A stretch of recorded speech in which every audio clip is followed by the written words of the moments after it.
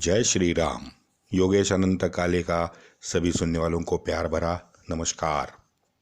मित्रों, हम अकबर के बाद जहांगीर, शाहजहां, औरंगजेब तक जाने वाले थे, लेकिन बीच में नदीम खान जी ने गंगा जमुना तहजीब का विषय क्या छेड़ा।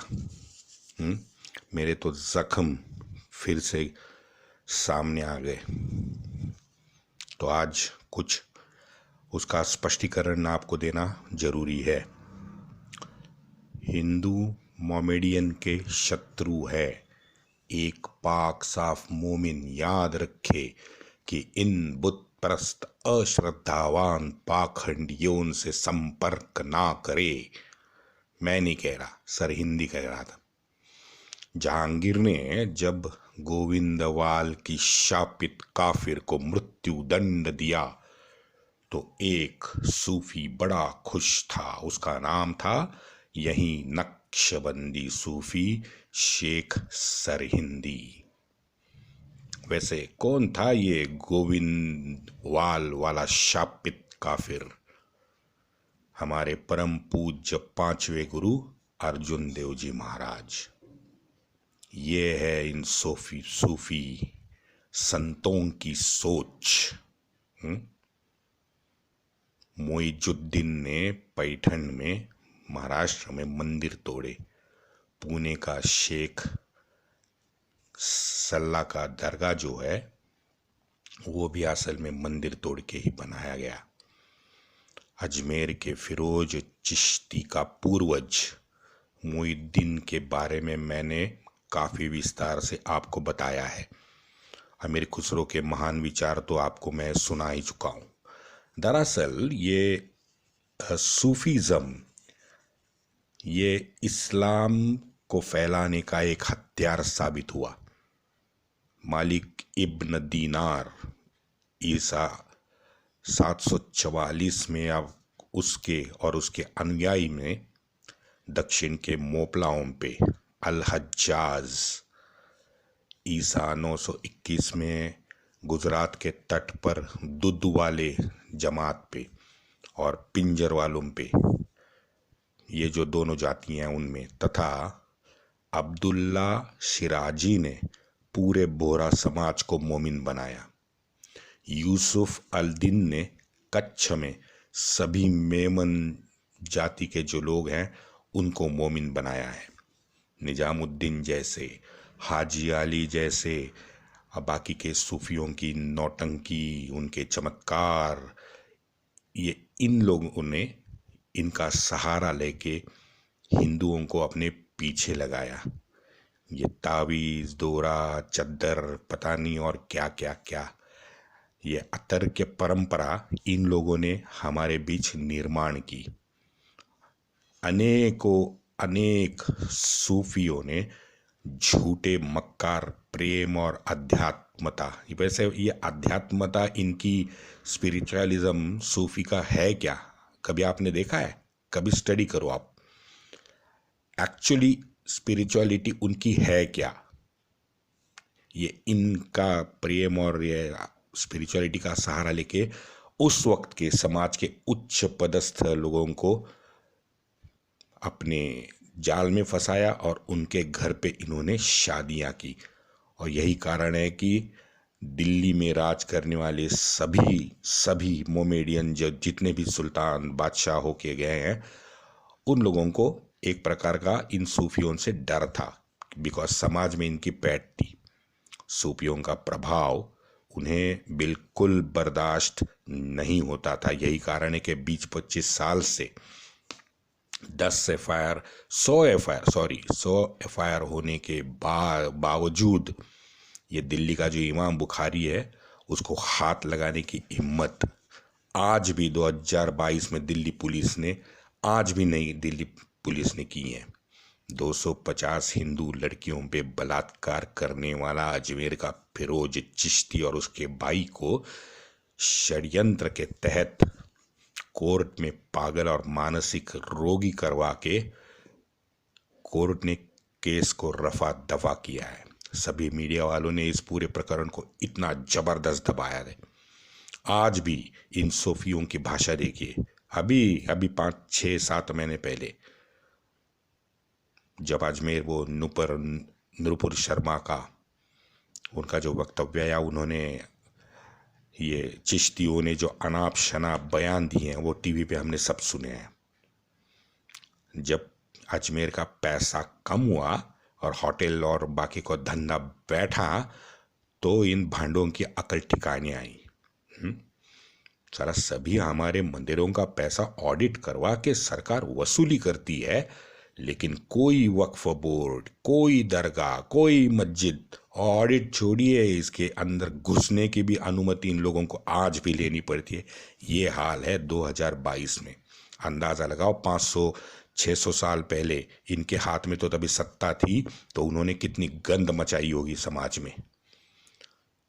सबसे ज़्यादा ये अल्तकिया का नाटक करके धर्म परिवर्तन करने वालों इन सूफी खूनी दरिंदों का महिमा मंडन करने वाले ये दृष्टि सृष्टि पुष्टि कीर्ति फिरती, हाँ, ये जितने भी ये हलकट क्लास वाले हिंदू है ना, उन लोगों को पहले सड़क पे 2 जूते मारने चाहिए। इन लोगों ने सूफियों को हमारे महान संत परंपरा में घुसा के इन नालायकों ने जघन्य अपराध किया है।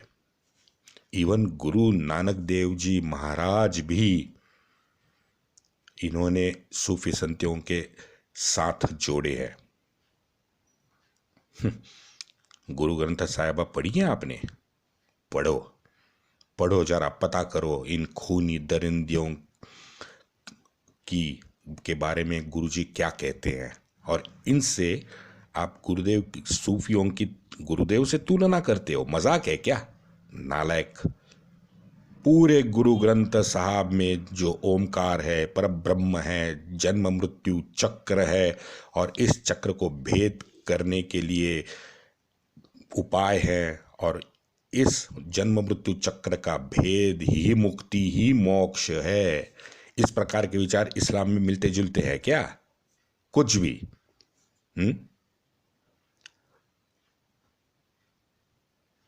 राम नाम का महत्व क्या है? आस्तिक हो, नास्तिक हो, मूर्ति पूजक हो, लिंग पूजक हो, अनेक प्रकार की आत्मिक शुद्धियों के मार्ग अपनाने वाले भी सभी हिंदू है। लेकिन ये ला इलाहा इल्लल्लाह कह के क्या कहता है इस्लाम? तो ये एक समान कैसे हुए भाई? आप बताओ। एक सूफी दिखाओ जो कहे कि ये अल्लाह, ये नबी को मैं नहीं मानता और फिर भी मैं मोमिन हूँ। भाई एकेश्वरवाद जो है, इन एकेश्वरवादियों में इन चीज़ों की कोई जगह ही नहीं है। तो ये कौन सी गंगा जमुना तहजीब है भाई? गुरु नानक देव जी महाराज बार बार इन मोमेडियन लोगों के अत्याचार के विषय में चिंता जताते हैं। बाबर और उसके फौज ने हिंदू महिलाओं की प्रताड़ना और उसमें अत्याचार देख के उन्हें परेशान करती है। दुखी मन से गुरुजी ने लिखा है कि हमारे महिलाओं का रूप और उनकी संपत्ति आज उनकी ही शत्रु बन गई हैं। जिस महिला के बाल लंबे और सुंदर थे, जिस बालों में सिंदूर भरा करता था, आज वो बलपूर्वक काटे गए हैं और विटंबना की वजह से धूल में भी भरे हैं, धूल से भरे हैं। जो जमीन पे उन्होंने पटक दिया था शायद, तो वो ये गुरुजी कहते हैं। दुर्भाग्य है हमारा कि यही लोग आज कायदा कानून बनाते हैं। ये गुरुजी लिखते हैं। आगे गुरुजी कहते हैं, नीला पोशाक पहनने वाले काजी कृष्ण की जगह ले बैठा है। आज कुरान को मान्यता मिली है, लेकिन ब्राह्मण, वेद, पुराण सुनना भी दुर्लभ हुआ है। कोई उसे आज सुनना नहीं चाहता। जैसे हर एक हिंदू को आचरण करना चाहिए, आज उसके विपरीत वो बाध्य हुआ है। इसका सीधा मतलब है कि वो बाध्य हुआ था मोमिन जैसा दिखने को, बर्ताव करने को, समाज में इतना समाज दूषित हो गया था उस टाइम। आगे कहते हैं, न्याय की कुर्सी पे काजी का बैठना ये कलयुग को चिन्हांकित करता है। घर में पूजा लेकिन बाहर खुद को उनके जैसा दिखाना हिंदुओं की आदत बन चुकी है। क्या करे, क्या करे हिंदू, डर के मारे शायद वो लोग सब करते थे, लेकिन गुरुजी को की वो चिंता सताती है गुरुजी को। आगे कहते हैं, उन आपकी तो भाषा बदल गई, घर में भी मियाँ का संबोधन आम हुआ है, हमारे मंदिरों पर अनावश्यक कर लगा दिए गए हैं। ये सब गुरु नानक देव जी महाराज लिख रहे हैं। कितने दुखी और कष्टी हुए होंगे ये लिखते थे गुरुदेव, आप हम लोग समझ सकते हैं। वैसे ये गंगा जमुना तहजीब वालों को एक सुखद समाचार मैं दे दूं कि ये सिर्फ कश्मीर के 2 सुल्तान हुए हैं। एक कुतुब अद-दीन, ये हिंदुओं के त्योहार बड़े धूमधाम से मनाता था। दूसरा है ज़ैन अल अबीदीन। ये ज़ैन अल अबीदीन सबसे बहुत ज़्यादा 50 साल तक कश्मीर पे राज किया, 1420 से 1470 तक। और उसे वहाँ के इतिहासकार जो है, हिंदू इतिहासकार, वो नारायण का प्रत्यक्ष अवतार मानते थे। क्यों? क्योंकि ये सुल्तान योग विशिष्ट का पाठ लोगों को देता था, और यही योग विशिष्ट पे उसने एक शिकायत नामक ग्रंथ लिखा था। वो दुर्भाग्य से आज वो ग्रंथ हमारे पास उपलब्ध ही नहीं है। जाहिर है उनके ही उम्मीयत के किसी मोमिन ने ये नष्ट किए होंगे। तीसरा उदाहरण है दारा शिकोह। वो तो जग जाहिर है कि उसने फारसी में क्या क्या ट्रांसलेट किया, उपनिषदों को कितना मानता था, वेद का जानकार था, वो तो जग जाहिर है, हमने सब सुना है। और 3 नाम मैं लेना चाहता हूँ, एक जायसी है, रहीम है और रसखान है। ये वो 3 दुर्लभ दुर्मिल मनुष्य प्राणी हैं जो सही मायनों में एकेश्वरवादी हिंदू ही थे। आगे चलते हैं भाषा की तरफ। उर्दू भाषा सम्मिश्र गंगा जमुना तहजीब संस्कृति का उदाहरण बताते हैं, जो सरासर गलत है, बकवास है। वो नालायक इकबाल जो पंजाबी होते हुए उसने जो राग छेड़ा है ना, मिल्ली क्या कहते हैं उसे, उसका कवि इकबाल और दूसरा कवि सौदा, इनकी कविताओं की सोच मेरे इस बात को प्रमाणित करती है। कला का और इस्लाम का तो भाई दूर दूर तक कोई संबंध ही नहीं था। और ये 100% है कि वहीं सुल्तान जिनकी माता हिंदू थी, उन्होंने संगीत और नृत्य कला को राजाश्रय दिया। 100%। सिकंदर लोदी को राजाश्रय,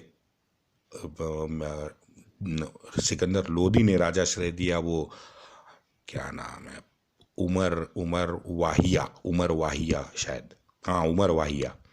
तो उन्होंने फिर वो संगीत रत्नाकर का कुछ फारसी में वगैरह अनुवाद किया है। कहीं मैंने ये भी पढ़ा है कि खिलजी ने भी कुछ संगीत कार्यक्रम तथा स्पर्धाएं आयोजित की थी, कर्नाटकी और हिंदुस्तानी क्लासिकल इसमें संगीत में। अकबर ने तानसेन को राजाश्रय दिया है तो हमें सबको मालूम है। लेकिन इस्लाम में पूरे विश्व में कभी भी संगीत को मान्यता नहीं दी। ये और एक बड़ा जोक है। जबकि संगीत मानव की सहज वृत्ति है, ऐसा हमारे शास्त्रों में भी कहा है, हमारे मन में भी यही ख्याल आता है कि संगीत तो मानव की सहज वृत्ति है। गत 500-700 साल से सभी संगीत के ये जो मोमिन गुरु है, वो अधिकांश तो पूर्वाश्रमी के हिंदू ही थे भाई। अब आते हैं चित्रकला।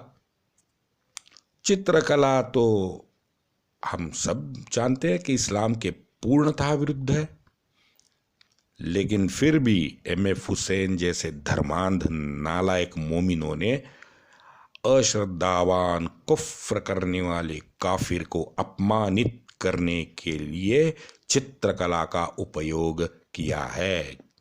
जानते हैं ना, कतर में भागा है, भाग के उधर ही मरा, सब जानते हैं। तो ये कला हमारी संस्कृति की विरासत भाई कैसे बन गई मित्रों, जरा बताओ। और यहाँ मित्रों मैं आपको एक बात बताना चाहता हूँ कि हम लोग, मैं भी, जब मैंने इसके बारे में संशोधन ज़्यादा नहीं किया था, मैं भी इस्लाम की वास्तुशास्त्र, इस्लाम की कला ये मैं लेकिन मुझे बाद में पता चला कि भाई पर्शियन कला अलग है, इस्लाम अलग है। हम दोनों को मिक्स हमें नहीं करना चाहिए, क्योंकि ये पर्शियन संस्कृति जो है वो 8000 साल पुरानी है, और इसी को ये नालायक भांड इस्लामी शैली का नाम बताते हैं। स्थापत्य कला है, स्थापत्य कला आप देख लीजिए, ईरान में जो स्थापत्य कला हमें मिलती हैं वो पूरे अरब वर्ल्ड में मिलती हैं क्या? वो साले खाना बदोश लोग साले। और हिंदुस्तान में भी 40,000 टूटे हुए मंदिरों के नाम तो लिखित स्वरूप में मौजूद है। ये सबको तोड़े गए, मस्जिदें वहीं बनाई गई हैं। कुव्वतुल इस्लाम क्या है? हाँ, मथुरा क्या है? बाबा भोलेनाथ के काशी के मंदिर में क्या है? और इन सबको हमें इस्लामिक वास्तु बताया जाता है। अरबों की कोई वास्तु आपने देखी है क्या आज तक? वैसे एक बहुत जबरदस्त उनका एक 7वीं शताब्दी वाला एक मस्जिद का फोटो घूम रहा है, किला इसका मिट्टी का। चलो आगे बढ़ते हैं। ये पान खाना, मेहंदी लगाना, शादी में संगीत, मुहर्रम में ताजिया के सामने हिंदू का नाचना, ये भी बताते हैं सम्मिश्र संस्कृति है। कैसे हुई भाई? हाँ, कैसे हुई? ये तो इन मोमिनों ने भारत में, तो मैं समझता हूं कि इस्लाम और कुरान को इन्होंने भ्रष्ट किया है। जिन बुत परस्तों से सबसे ज्यादा घृणा करने वाले इन पर प्यार कैसे कर सकते हैं भाई? वैसे याद है ये ऑटोमन साम्राज्य में, जो तुर्की का था, उन्होंने बल्गेरिया में 400 साल तक राज किया। 400 साल बल्गेरिया पर राज तुर्कों का था। तुर्कों ने अपनी वहाँ पे संस्कृति उसके ऊपर थोप दी थी, लेकिन कभी हमने सुना है कि ये तुर्की बल्गेरियन क्या क्या कहते हैं, संयुक्त संस्कृति थी? ये कभी सुना है क्या हमने? नहीं सुना। वैसे स्पेन भी 500 साल तक गुलामी रहा, हमको सबको पता है क्या हुआ। तुर्कों का गुलाम था ना। वो रिकॉन्क्वेस्टा मुहिम जब शुरू हुई स्पेन में, तो स्पेन ने मूरा को उखड़ के भाग फेंक दिया था। कभी हमने सुना है कि वो तो 500 साल की स्पेनिश मूरिश संस्कृति थी? ये सुना है कभी? मुझे आप मित्रों बताओ कि 1000 साल से जब हम टूटे हुए मंदिर को देखेंगे तो क्या लगेगा आपको? भूल सकते हो?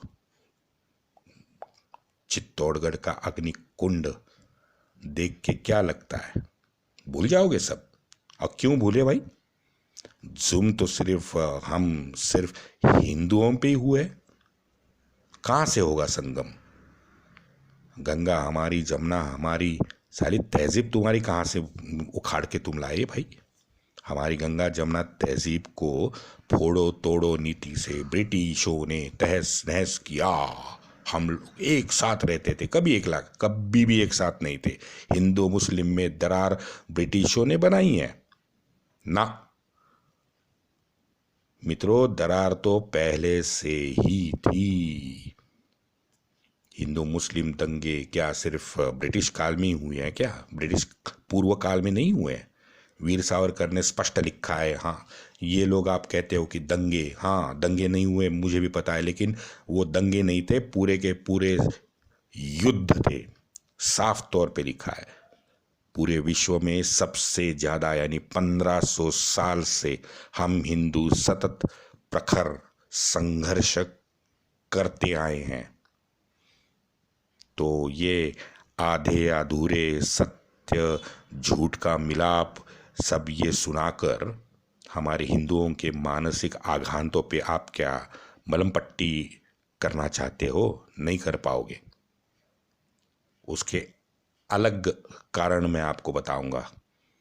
हो सकता है, लेकिन बदलना हमको नहीं है, हिंदुओं को बदलना नहीं है, बदलना मोमेडोन को है। और उनकी भाषा क्या है देखो आप। हमने 832 साल तक राज किया, 100 करोड़ पे 15 करोड़ भारी पड़ेंगे। जरा 15 मिनट पुलिस हटा दो, फिर दिखाते हैं। हमारे धर्म के बारे में सुप्रीम कोर्ट भी कुछ बोल नहीं सकता। हिंदू तो कीड़े मकोड़े हैं। अरे ये तो हमारे लिए काम करने वाले मजदूर हैं। हिंदू तो डरपोक है। भैया जी, मैं 2022 में दिए गए इन कुछ वक्तव्यों को सुना रहा हूं। अब मुझे बताइए, इन शब्दों से आपको प्रेम उत्पन्न होता है? मित्रों, सहनशीलता की भी एक समय सीमा होती है।